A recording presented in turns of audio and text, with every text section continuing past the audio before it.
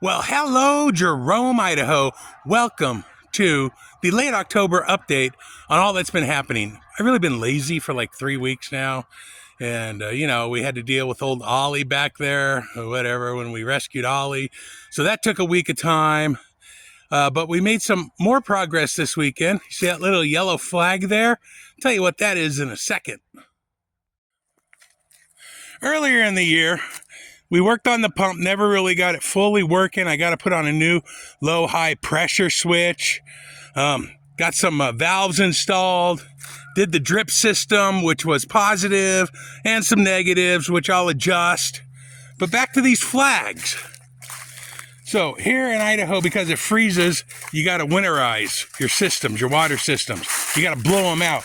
So my friend came back, he blew them out, but he put about 150 pounds of air pressure in. And you're seeing these flags. Oh boy, did we find a lot more sprinkler heads.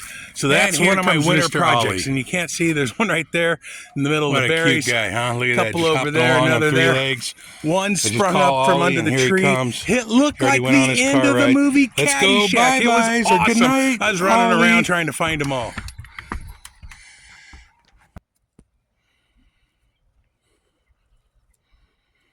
Well, they've taken down all the corn. We learned a lesson what happens there. So these cornfields provide habitats for deer, coyotes, other larger animals. Even one tinker. Nah, she stays over here. But 2 days ago, we had coyotes on our property chasing the ducks around. Luckily, our awesome neighbor called me at work. I called home. Family went out, took care of it. Hopefully we could haze the coyotes and they don't want to come back. They're just looking for a new place to stay and they ran across lunch. So you got to let them know this is not a friendly place for coyotes. Might take a few days. Hopefully we don't see them again.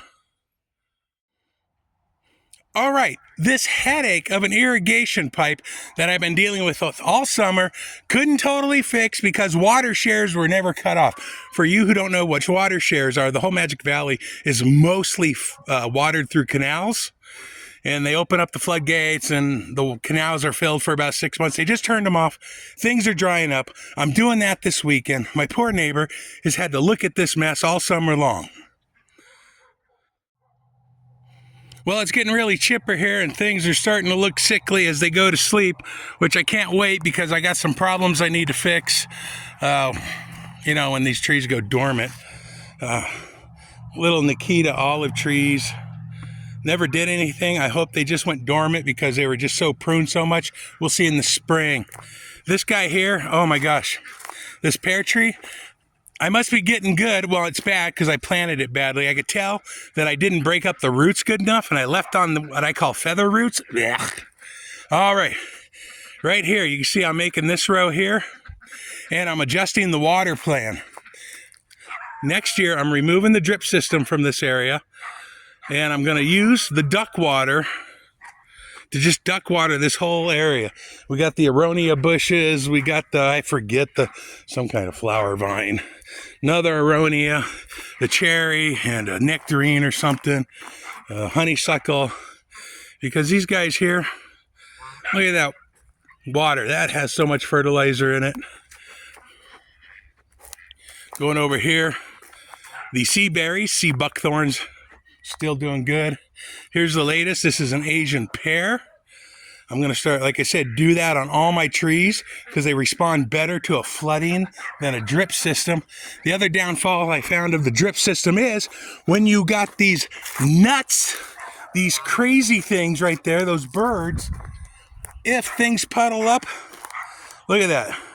They'll just destroy it and they don't mean to, but they'll pick at the roots and kill the darn trees. There's the goomy berry. Did get another goomy berry in. It's over there. It's doing well. Love these wildflowers. Just threw the seeds around. They came up. We had a big old burn pile over there this weekend. Yeah, so we're going to do some redesigning. I would give this year about a 7 out of 10. There's a lot to learn. Like blueberries. Oh my gosh, what I learned about blueberries and this sun and this soil. Hopefully next year I nail the blueberries. See, the vineyard's going to sleep. The goats are back. So here at Chestnut Island, I'm going to remove all these blueberries. Because the biggest factor is, yeah, it's hot. It's the high desert. But what I've learned from watching people in Texas, it's the intensity of the sun. I mean, I lived back in Oregon. They'd need 8 full hours of direct sun. Here, no, I'm going to put them over in the tree lines over there so they get about a half day of this intense sun. Trust me, it could be 35 degrees here, and on a sunny day, you're out here working in a short sleeve shirt and it feels nice as long as you're moving. And here comes Mr. Ollie. What a cute guy, huh? Look at that, just hopping along on 3 legs. I just call Ollie and here he comes. He already went on his car ride. Let's go bye-byes or good night, Ollie. All right, over here we have King David's Court, I call it, or his corner. I want to get some nitrogen fixers in here for King David. He's done very well over here. He's getting acclimated. He's well suited. This is going to be a beautiful corner. Tore down a couple more trees. Finally started working on this juniper hedge. Boy, this is a project. It's going to be another one of my winter projects. Well, I dug out all this dead stuff. That took like 2 hours. Bunch of cuts and pokes. So yeah, you can see it. But the positive is the early stuff I cleared out last spring. Look, we got a whole bunch of new growth. So this has potential. New growth in there. So I get this stuff cleared out. Hopefully this thing starts filling out. Remember, God bless America. Everyone have a good evening, a good day, wherever it is. Happy trails.